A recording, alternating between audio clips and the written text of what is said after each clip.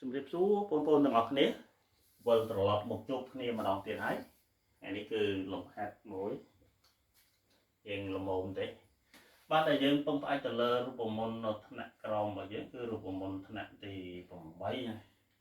រូបមន្តថ្នាក់ទី8យើងនេះនៅឆ្នាំមួយទៀតតកតងជាមួយនឹងអាចុច3នេះចុច3ហ្នឹងគឺចែកដាច់ខ្ញុំអត់ទៅសេច្រើនខ្ញុំដាក់ចុច3តែម្ដងចែកដាច់ហើយសួរថាយើងប្រើរូបមន្តអីសម្រាប់នៅទៅការដោះស្រាយរបស់យើងនេះគឺយើងប្រើរូបមន្ត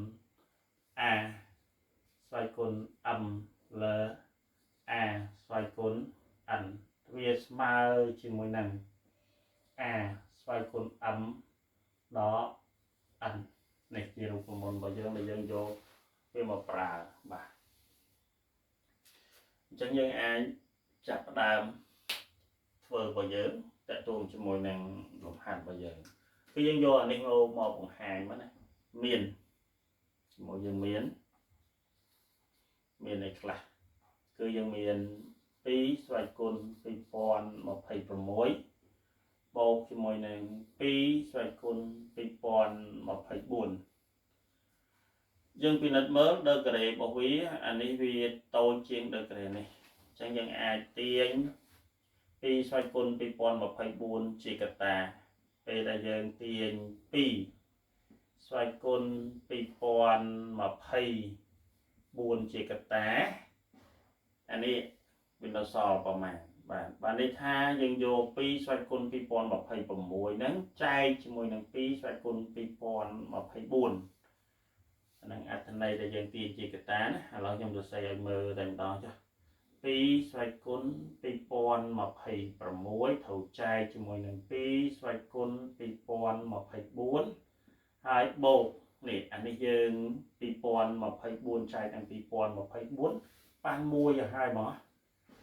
បាទអញ្ចឹងអាមួយនេះយើងធ្វើតាមរូបមន្តនេះបាទធ្វើតាមរូបមន្តហ្នឹងអញ្ចឹងយើងយក2026ដក2024បានប្រមាណដែរអានេះនៅដដែលណាបាទអញ្ចឹងយក2026ដក2024នេះតាមរយៈរូបមន្តរបស់យើងអញ្ចឹងយើងបាន2026ដក2024បាន2ហើយបូក1 2ការ៉េបានន័យថា2គុណនឹង2 2ដង4បាទនេះចានេះយើងបាន4បូក1អញ្ចឹងវាស្មើនឹង